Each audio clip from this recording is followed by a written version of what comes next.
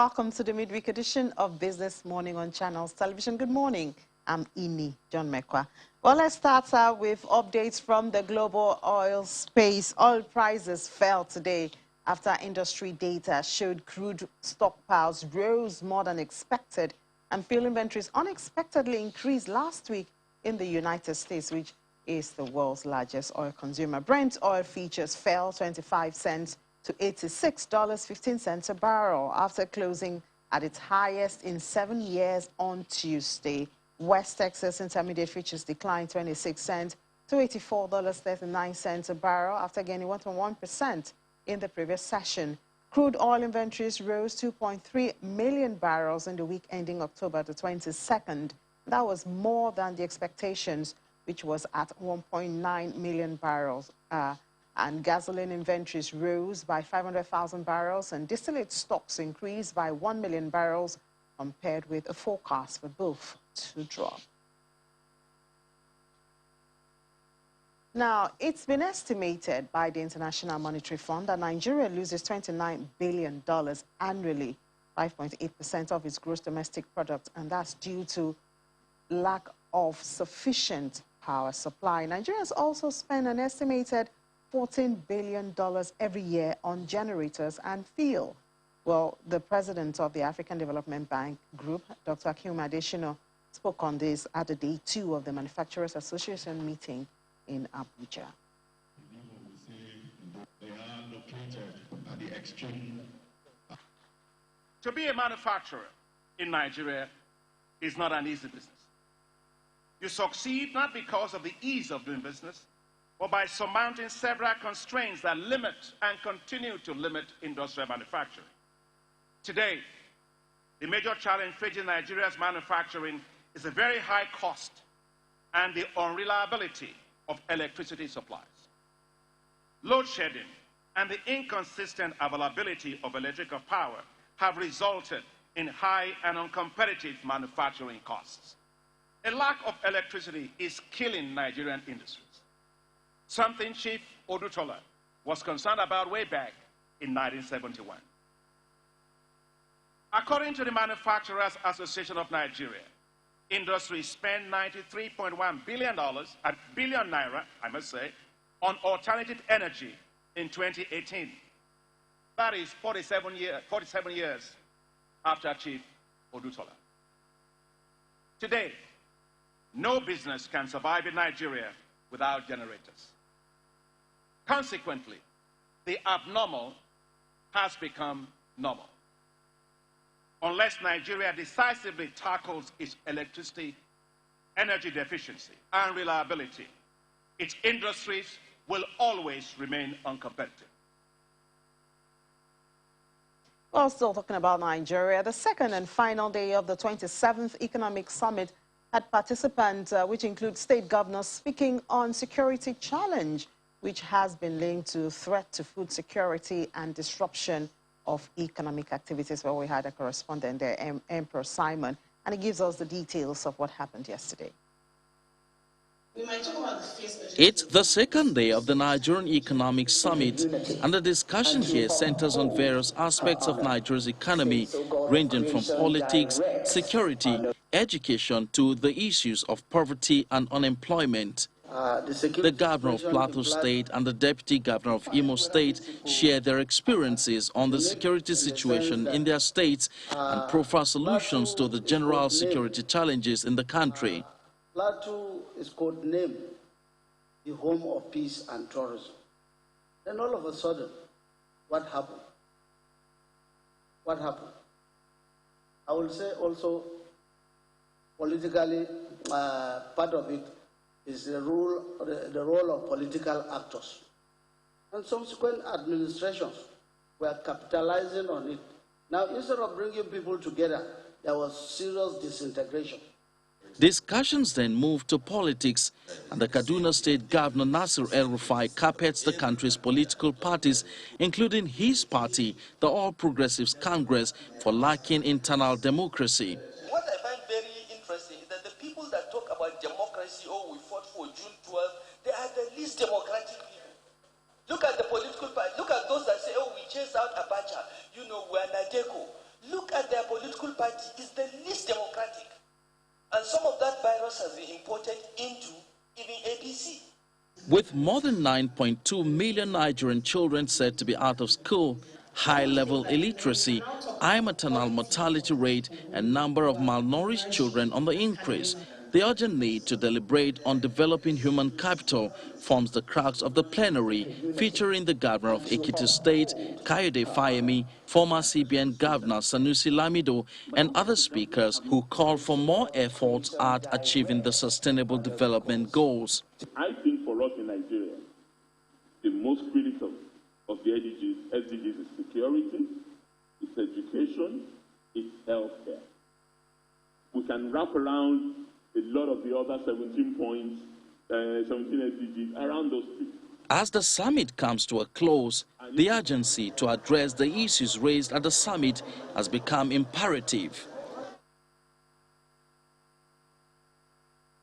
Well, a lot of national development issues are coming up at those meetings. We'll follow up another one here. Following its demutualization, the NGX is now listed on the Nigerian exchange. Now, how will this group function objectively as a regulator and as a participant on the exchange? We have the Group Chief Executive Officer of Nigerian Exchange Group, Mr. Oscar Oyema, joining us to have that conversation. Good to speak with you, Mr. Oyema. Good morning. Good morning, and thank you for having me on your show. Good to have you. So over the past few years, NGX has elevated compliance of listed equities, with the shares of NGX Group being listed on the NGX now. The group becomes subject to, the listing rules. How do you intend to ensure that you become a benchmark for other entities on the bourse? The Nigerian Stock Exchange, before demutualization, always led from the front and showed significant transparency and willingness to comply with the same rules it imposed on those that it regulated. With demutualization, we've restructured, we've created a non-operating holding company that is separate from the exchange. The exchange is now a fully owned subsidiary, and the commercial activities of the exchange has also been bifurcated with that of regulation. So we have NGX regulation, we have NGX exchange, and then we have NGX real estate, which are full subsidiaries of the group, of the holding company. So the holding company, NGX Group PLC, is what was listed on NGX, the exchange, and the regulation for that listing is provided by NGX regulation. We intend to comply with all of the listing rules. We have, like I said, have a history of actually leading from the front, and just because we've listed, that will not be different. Suffice it to say that our corporate governance framework is compliant with all the codes, the SEC guidance, the National Code of Corporate Governance, and the holding company rules of the Securities and Exchange Commission. So we have a board of directors made up of individuals that are very passionate and have experience in this area. So we believe that with all of this, we would be complying. Our intention is to comply fully. All right, and how will this listing create value for investors? Because shareholders always seek value for their investments. Precisely. So the demutualization and then subsequent listing of NGX Group is really designed to unlock value for various stakeholders. And how it will do that is really by focusing on the value-creating opportunities that we see. If you look at the Nigerian demographic situation, it's a very attractive marketplace for the kind of business that we do. If you look at the structure we've put in place, we intend to be an active player across the entire value chain in the capital market infrastructure space. And if you look at our business model, we're very clear as to the growth opportunities and the strategy that we're rolling out. We have global strategic partnerships, and we intend to bring those to bear as we roll out new opportunities across the verticals that I've just talked about. And finally, you have a strong management team and a strong governance framework that is designed to support value creation for our various shareholders. And reports show that fintechs are actually approaching more foreign investors and getting funded, more than local investors. Are there plans to attract more fintechs to the exchange? First of all, I must congratulate the fintech industry for doing so well and attracting so much capital from outside of the country, even in a context where the economic realities make it a struggle to do that. The exchange has taken note, and when I say the exchange now, NGX Exchange, and they are working actively to make sure that they position themselves to properly service this ecosystem. You're aware that about 18 months ago, we introduced the Growth Board, which is designed to support fast-growing companies. Just recently, the NGX Exchange hosted a Technovation conference to bring in all these fintech companies and really begin to work with them to create a market board that serves their needs. As you know, the traditional equity raising rules in Nigeria may not be applicable to these fintechs who are just starting and may not even be showing any revenues, not to talk about paying dividends. So there's a significant effort going on there. There's also a capacity building effort on the institutional and retail investor side to help them understand the nature of these fintech companies. And so I think stay tuned, there's more to come in that space. And with the demutualization, you have successfully separated ownership rights from trading rights. But what does this mean in terms of future accreditation when you talk about new licenses and shareholdings? So with demutualization, you're very right, we've decoupled the ownership from the trading rights. What that means that you can now create liquidity for the former owners who may want to access liquidity by selling down their shares. It also means opportunities for new people, new investors to come in and buy those shares. Indeed, one of the reasons why we listed was to democratize ownership of the exchange. And I note that since we completed our demutualization, we've almost tripled the number of shareholders that actually own the exchange. So ownership is different from access to the market. We have now created a licensing framework that works for those entities that want to get licensed to participate directly in our market across the various product categories that that market offers.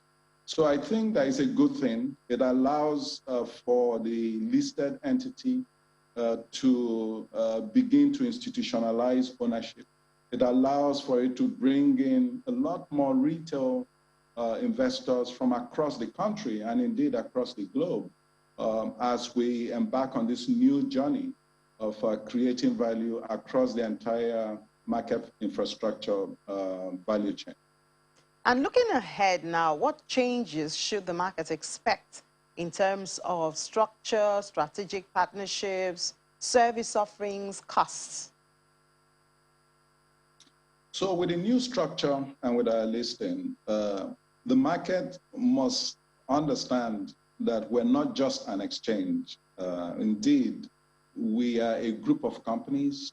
We have those 3 subsidiaries that I talked about, including the exchange. We also have associate companies where we have significant investment, especially in the post-trade space, CSCS, for example, and NG Clearing. We have investments in other exchange platforms, Fintechs, and the rest. The market should expect us to do more in really taking significant leading positions in pre-trade, trade, and post-trade aspects of the market infrastructure. They should expect a more nimble institution that is founded on very strong corporate governance frameworks, and that is really going to take advantage of all the various opportunities that the NGX exchange platform offers us in terms of accessing the markets, engaging in both organic and inorganic growth. And seeing that the year is almost over, third quarter earnings are here, what should investors be looking out for from the NGX for 2022? What are some of the major things that you have for the year 2022? So incidentally, we just wrapped up various strategy sessions. You can expect us to focus on strengthening the core, focus on building out positions in the various verticals that I mentioned. And indeed, really to grow inorganically. It's possible, given market conditions, that we may even be approaching the market. So all of those are on the table. There are opportunities that we intend to take advantage of at the right times once we've completed various studies and analysis.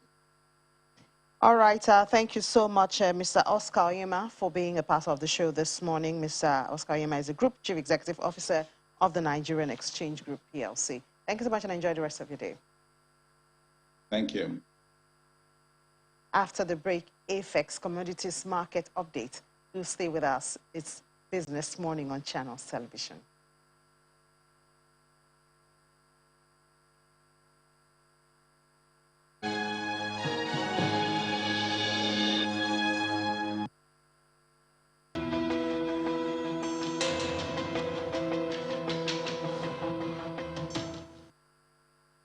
That was the Director General of World Trade Organization, Dr. Okunjo-Iweala, who also spoke at the meeting where we had Dr. Additional talking about barriers facing micro, medium, and small enterprises, and of course, how to overcome all of that to boost that sector.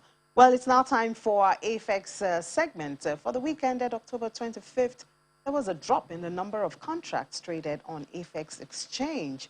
As usual, we have Michael Martins joining us from our Abuja studio to give us the details. Hello, Michael. Good morning. Hi, Ine. Good morning. It's always a pleasure to be here. Good to have you here, Michael. So we see that there was a 79% drop in the weekend, 25th of October. What happened? Give us details of what happened in the market. So thank you very much, Ini. So just to give you a brief overview over what happened on the exchange in the week under consideration. I mean, if you look at the table in front of you, it sort of suggests that we had differing price movements across board depending on the metrics that you're looking at. Right. So if you look at the total value of transactions traded on the exchange in the week under consideration, the total value went up by 273.19%. From 22.64 million naira to close to trading week at 84.49 million naira. However, if you look at the number of contracts traded on the exchange, it fell by 79% from around more than a million contracts to trade 212,247 contracts. With regards to the number of deals traded on the exchange, we also saw a significant increase of 43.75% from 32 deals to close to trading week at 46 deals. The ACI, which is the AFEX Commodities Index, also remained unchanged at 427.34 points. And also the AFEX Export Index, which is the AEI, also remained unchanged at 168.08 points. With regards to the volume traded on the exchange the week under consideration, like I mentioned earlier, there was a 79% decline. And the major culprits were essentially maize, which fell from 1,201 contracts to trading no contracts this week. And then we also saw a significant decline with cocoa, which fell from 14,849 contracts to trading 2,147 contracts this week. With regards to price changes on the exchange, there was a general, there were no changes across board, and the only changes that we saw were particularly green, speaking only to soybean, which went up by 11.12%, gaining 39 naira in the contract value to close the trading week at 319 naira. And I must say here, as we mentioned in previous weeks, the contracts have now been adjusted from 100 kilogram to 1 kilogram, hence why we now have 390 naira per contract. And then, of course, we had changes with cocoa, which went up by 8.99%, gaining 99.02 naira in the contract value to close the trading week at 1,200 naira per contract. So with regards to some of the major changes that we saw on the exchange, with regards to price, volume, and then general market summary, those are largely the changes that we saw on the exchange. And as we always say, if you want to know more about the commodities market, you can always go to our website, which is www.afexnigeria.com.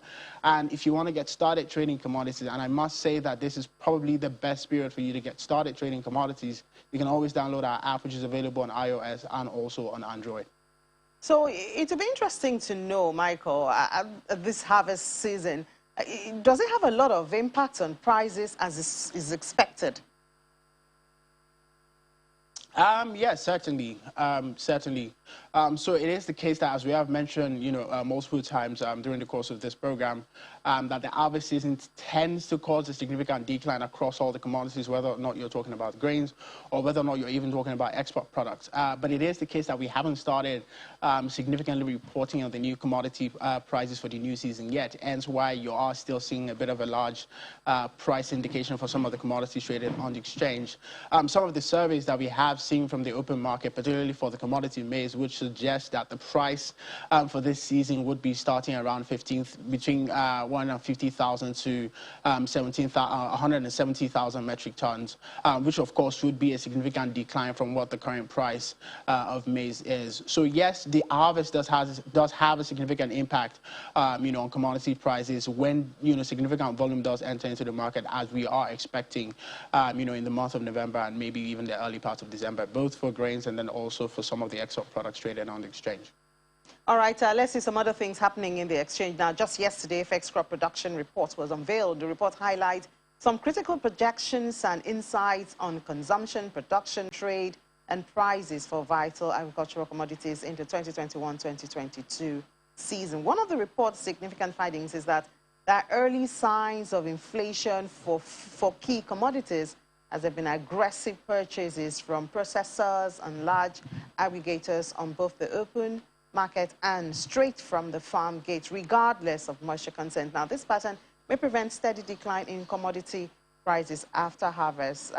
That's usually obtainable. So we're talking about food inflation now, which hit a 15-year high earlier this year. With early indications of inflation for some commodities prices, even upon harvest, is Nigeria on the verge of another year of high inflation?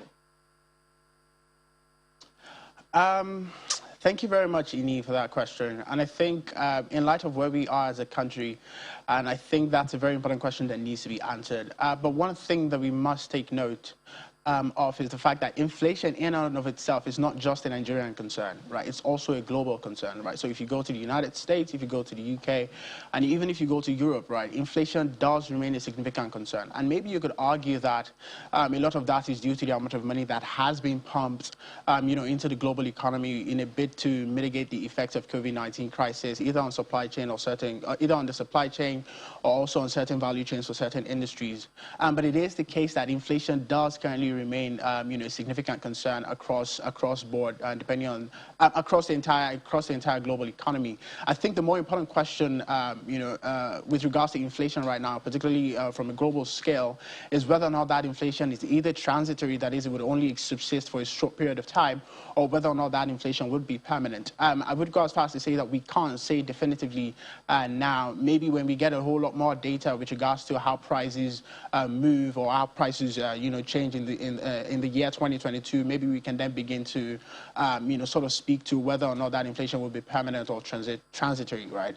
But if we are to look at the Nigerian scenario in and of itself, so take, for example, a commodity like maize. I had earlier mentioned, the fact that some of the surveys that we have, price surveys that we have in the market does suggest that maize will start at around 15,000, to 150,000 to 170,000 naira per metric ton this season. Yes, that is almost significantly similar to the same price at which maize started off last season. But if you compare that with the prices that maize started with 2 or 3 years ago, the prices are up currently 40 to 50%. So you could argue that maybe maize as a commodity itself has sort of found a different price base, as in terms of starting point for that particular commodity. But even beyond that, right, I think for us as a country, a lot of the structural issues that currently bedevil the agricultural sector in terms of storage, in terms of production, in terms of even access to markets for most of the smallholder farmers and even largely some of the participants, within the country, a lot of those structural issues have not been solved yet. And even if they are not currently being solved at the scale, at which they would have a significant impact, on the commodities market and by extension inflation. Yes, you could argue that by virtue of our crop production survey, there will be a significant production this year in comparison to last year. But then whether or not that would help to mitigate the demand that we will inevitably see in the market, I don't think that is the case. And even if you look at just another macro indicator, which is the which is the exchange rate, which is sort of adjusted significantly over the course of this year alone to around 560 or 570 naira per dollar, it does indicate that it would be significantly harder for processors and maybe some of these other companies to obtain these commodities any other way apart from the local market. So it is the case that we will have significant demand in the market this current commodity season.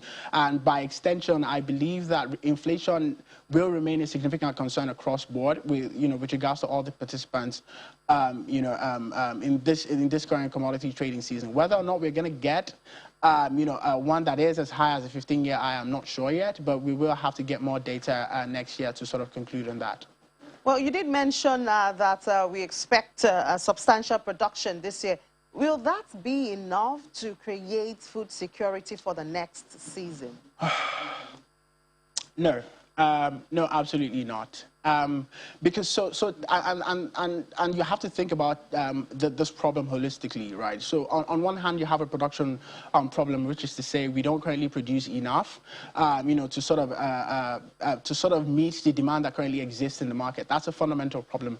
But the more important issues that we currently face would maybe more aptly also be structural. So take, for example, storage.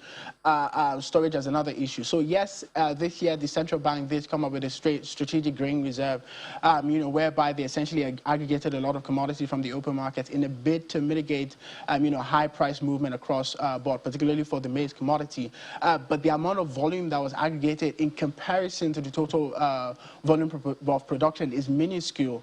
And you could say that that's a much bigger problem for us as a country with regards to food, food security, because as it stands, outside of us having a significant adverse weather condition, whether that's farming or whether that's flooding or whether that's some sort of adverse condition affecting the commodity market, we don't currently have enough of an infrastructure to store commodities in case that happens. So what that means is that if that kind of situation should materialize, we're essentially on our own, and we're essentially at a higher risk of food insecurity as a country. We should essentially see food prices skyrocket over the course of an entire commodity trading season. So as opposed to just even the production issue that we have within the country, I would argue that there are more structural issues that also need to be addressed in concert with the production issues if we are truly being serious about addressing the food security problems within the country. So your survey also highlights the fact that majority of farmers in all commodities covered fall under the youthful age bracket. And this is opposed to general notion that the youths run away from agriculture. So how do we balance that? Have things changed, or did you have a segment? Was it a segment that was your focus? Not exactly, and I think it's important to delineate here that even if we can argue that some of the farmers under our networks that participated in the survey do fall under the youth category, a lot of them would probably be due to the fact that due to legacy social systems. And what I mean by that is to say they're essentially farmers because their fathers were farmers, and their fathers were farmers because their grandfathers were farmers, right? So it isn't necessarily the case that a lot of people who were not previously in the agricultural sector are now moving extensively into the agricultural sector in hopes of having to create some sort of significant value across the entire value chain. And I think maybe the more important question with regards to youth participation in agriculture is this, right? Look, the problem has never been the age of the average smallholder farmer. The problem has always been the capacity, right, of the average smallholder farmer. And maybe you could argue that by and large, youths tend to have a larger capacity than people that are much older. To which I would say that maybe the significant value proposition to youths participating in the agricultural sector would be talent. That is, we then have a whole lot more brain thinking about how to solve some of the biggest problems within the agricultural sector, and then also innovation, right, within the sector, right? So we've talked about the fact that we need to increase production. For example, we've talked about the fact that we need to increase production as a country. If youths begin to participate more within that sector, maybe you could argue that we will then begin to see a whole lot more innovation across that in that particular value chain, whether that's with the introduction of new technology or whether that's also with the introduction of new machinery to sort of help boost that production. So I think in terms of youth participation, those are we need them to participate across the entire value chain, but more importantly at the production point, because that's essentially the beginning of any sort of productive activity within the agricultural value chain. All right, and one more thing from your report, that the challenges of low access to finance, inputs, and improved seed, they're still there. It's been there for a while. Can you identify maybe specific policy direction or the role of private sector to solve some of these challenges? So thank you very much. So to be honest, with regards to some of the specific policy directions that could help significantly solve some of these problems, a lot of that would have to come primarily from the government, but a lot of it would also be with regards to collaboration across the major participants within the agricultural value chain. So in terms of specific policy directions, we can talk about that with regards to the major sectors of the agricultural value chain. So take for example, with regards to production, we do need significant credit risk guarantee because as it stands, extension of financing the agricultural sector is still significantly less than 5%. Whether that's due to the fact that capital market players essentially see the agricultural sector as a risky investment, or whether or not there isn't just enough data to help mitigate some of their fears and apprehensions about the agricultural sector, we don't know yet. But it is the case that if the government were to provide any sort of policy across the production value chain, credit risk guarantee would be one of them. Secondly, would also be, of course, as we have mentioned at different points in time, the provision of inputs, to smallholder farmers to just sort of help them boost their capacity. But that's just on one part of the value chain. Across all the other value chain, you could also talk about storage with regards to the federal government building more storage facilities, or maybe better put, operationalizing the current storage facilities that we currently have within the country. And then also with regards to some of the structural issues with regards to logistics, which is the movement of commodities from one place to another, the federal government can also help significantly solve in that regard. With regards to the role of private players, in addition to some of the work that AFEX has done within that sector, which would be input financing from the production side, which is the provision of storage as a service, from the infrastructure side, and and then also from the market side, which will also be to provision and the provision of access to market, with regards to spot contracts and then also to derivative products, or rather, forward products that we have on the exchange, we do actually need a whole lot more private sector players to play across, the entire value chain of the agricultural sector. Yes, we do have some private players, but a lot of them are focused on the trading vis-a-vis the marketing part of the agricultural sector. But we do need a whole lot more of them playing within the production value chain. I believe that when we significantly solve that problem, I think we can then begin to see a lot more growth and development within the agricultural sector. All right, Michael, thank you so much. A whole lot of information coming from you there now. I guess we have this information, but implementation of the information, action plan is actually what we need next. Thank you so much, Michael Martins, for sharing your thoughts with us. Enjoy the rest of your day. Thank you very much. We'll just take a breather. When we come back, we'll head to the markets.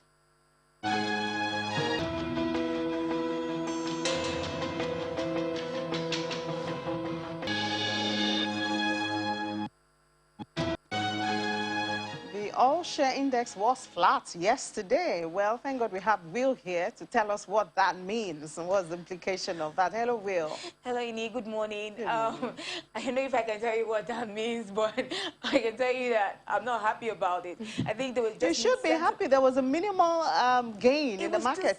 About 100 million naira. Will. $500,000.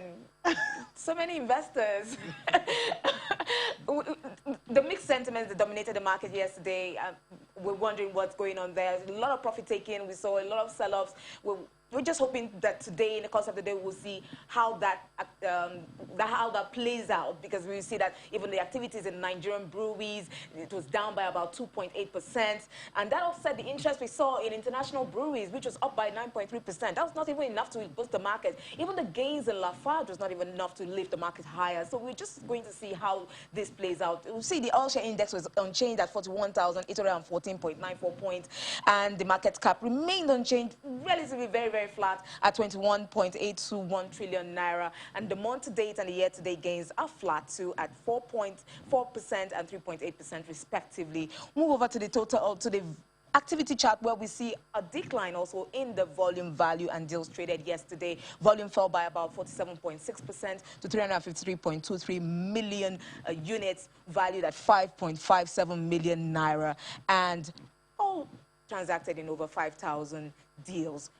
First Bank Holdings, that's ABN Holdings, was the most traded stock by value and by volume at 773.06 million units and 906.75 million naira respectively. However, there was profit taking in that counter as well. We also saw profit taking in the NGX Group. Surprisingly, they've been trading, they've been rallying on the market. The stocks have been rallying these days, but they were down yesterday, down about 2%. And move over to the insurance sector, to the sectoral performance, where we saw, well, the sentiments there were a bit, the performance was a bit good there. We saw 4 key indexes gain: banking, consumer, industrial goods, insurance. Oil and gas index was down, and this was largely driven by the decline in O&O. We move over to the fixed income market, where we saw bullish sentiments persisted in the fixed income market. Also in the treasury bill markets, there was minimal, little no trade, going on there. We'll have Dumebi Odegunam. That's not for me to say. Odegunam is going to tell us what's happening there. He's a fixed income dealer at UBA. Good morning, Dumebi. And good morning, Willie. Thanks for having me. It's good to have you. We're seeing bullish sentiments, and yields in the fixed income market has been on the downtrend. What's driving this currently? Okay, so basically what is currently driving today's world more bullish sentiment in the market is coupon payments. So we have a lot of coupon payments coming in this week, which would also be the last coupon payments we'll have for the rest of the year. We have about 192 billion in coupon payments that will be coming in this week. We also have about over 60 billion coming in today as well. So that means there's somewhat liquidity in the system. So that has poured up a bull of bullish sentiments in the market. I think today we have about 46.9 billion that is going to come in. Yesterday we had 64.845 that came in on the 2029, and about 48.55 that came in on 2049. So all that poured a bit of bullish sentiments in the market. However, for today we are seeing no quietness in the market due to the NTB auction that is on the way to go on today. Okay, so speaking of the NTFE auction, what should investors expect today? Because last auction, I think we saw some downturns in yields. Expecting when investors were actually expecting an uptick. So what should we expect in this auction today? Okay, so from the penultimate high of 9.75 in March, we've seen a decline and mixed sentiment. From 9.75 in March, rates have dropped to 9.65, 9.5, 9.15. 8.67, then we're down to about 7.25. So we know the market is a bit cautious right now. Reason being, there's been an uptick in rates from in September. We had it go as high as 7.2. Later we went to 7.5, now back to 7.25. So there's a mixed reaction in the market. However, it's very clear that from the road show that the GMO had sometime this month, it's clear that there's an essence to borrow more in the market. So we might probably see an uptick in yield from, let's say, to 7.3, but nothing lower than what we saw at 7.25. Okay, thank you so much, Dumebi, for that. We'll be looking forward to the results of the auction, and we will be able to report that later tomorrow. Thank you so much again, Dumebi, and that's it, Ini, for the market review today. All right, thank you so much. We'll enjoy the rest of your day. Well, I will do an opening call to London, but that'll be after this break. Do stay with us. It's Business Morning on Channels Television.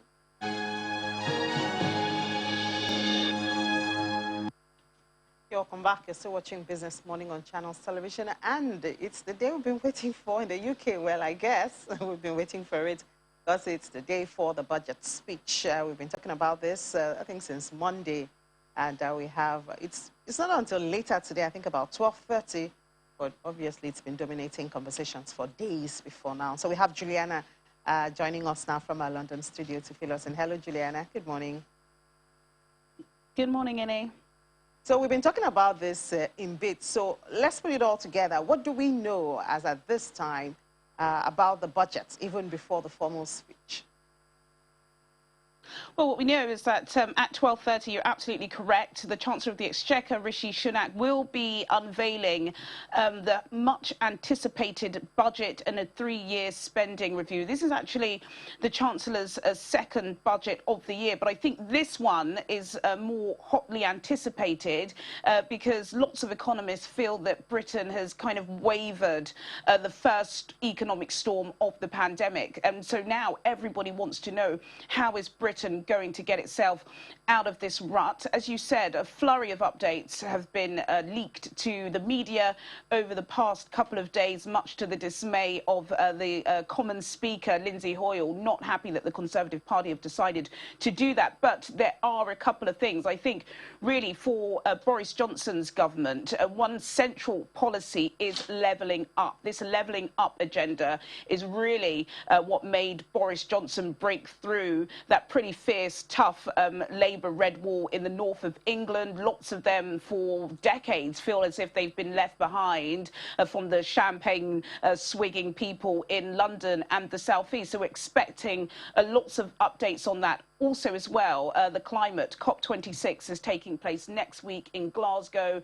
Britain have been right front and centre in championing this net zero emissions goal by 2050. They managed to lure business execs last week and they got lots of investment there. I know there is going to be an investment fund announced to attract overseas business. And of course, there can't be a budget without the NHS being right up in the centre of that. 6 billion is going to be put aside to allow for infrastructure. There's also going to be a wage increase. So lots of giveaways, but of course you can't give lots away without it costing the taxpayers something. Are there going to be some sneaky tax rises in there? Potentially, but there is lots to go through. And of course, Simon Pusey will be giving you the update during BizInc. Okay, all right, we'll be looking forward to that. But, you know, like you mentioned, one of the expectation is the pay raise. And even before that, brewers are talking about price hike. You know, was the connection? Why? Well, potentially, probably not the most concerning of drafts within the spending review that we'll hear later today. But usually, you know, people that run off licenses, or as you said, people who run breweries, do usually get annoyed because it's the easiest thing for the government to raise tax on is alcohol duty. According to Treasury spokespeople, the way alcohol duty is run in the country is very, very complicated. So definitely there will be some changes there. What we're expecting is the price of wine and champagne maybe will fall, and in spirits, so gin, whiskey, and other items may rise. But I've got to say that's the least worries for people that are going to be watching the budget this afternoon, Innie. All right, Juliana was certainly waiting in anticipation for that update after the budget speech, or at least during the budget speech during Business and Corporate. Thank you so much, Juliana. Enjoy the rest of your day. Thank you. So let's see what's going on in the crypto space now this morning. A noticeable drop in the market cap, over $130 million shaved off the market in 24 hours. Is now the global market cap is now about $2.48 trillion, while the total market volume is on the flip side over 21%. That translates to about $20 billion increase in 24 hours, $119.33 billion. The total crypto market volume over the last 24 hours is $119.33 billion, which indicates that there's been a 21.47% increase. And the total volume in DeFi is currently 14.61 billion. That's 12.24% of the total crypto market 24-hour volume. The volume of all stablecoins is now 98.74 billion, which is 82.75% of the total market 24-hour volume. Now, let's see what's going on with the king of crypto. That's Bitcoin. It's increased its market share this morning. Its dominance has gone from 45% this time yesterday when we had this conversation to 46.24%, claiming more market share now. But the price is down about $2,000 off the price of Bitcoin. It's now just about $60,620. Well, this was about 8:30 a.m. When I got these figures. That's almost 3% off. And then almost $6 billion worth of Bitcoin has been pumped into the market. So the market volume is up, or was up, $37.28 billion as about 8:30. Let's move to the king of alts now, Ethereum. It's still favored by investors. Price was up less than 1%, though. It was $4,202.72 early this morning. Its liquidity is up from almost $16 billion, which is what it was yesterday, to $21 billion this morning. Now, let's see what's going on in the red and the green table. Now, gainers for this morning are mostly the stable coins. Tether was crawling on the gainers table. Polkadot added over $1 in 24 hours.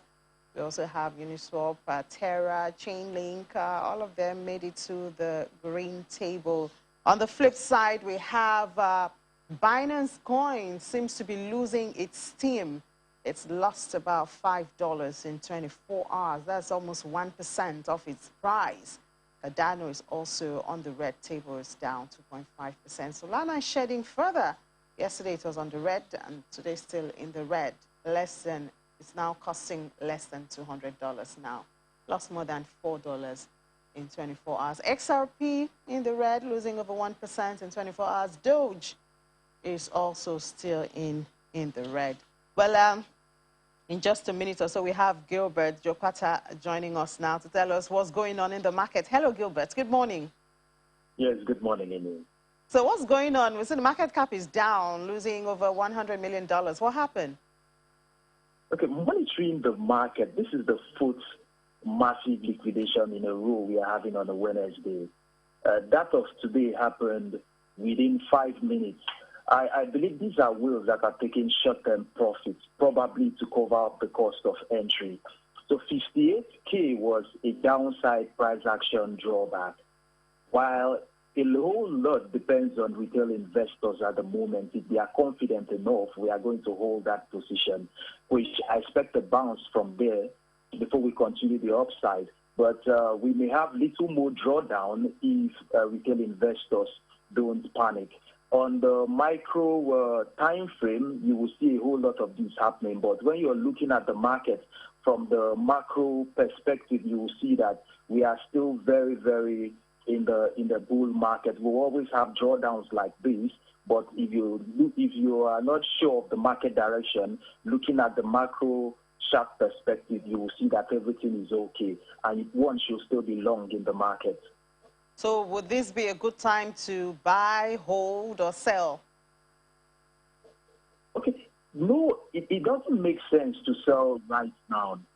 Strategic-wise, our timing to go into the market is almost over after the next leg of BTC.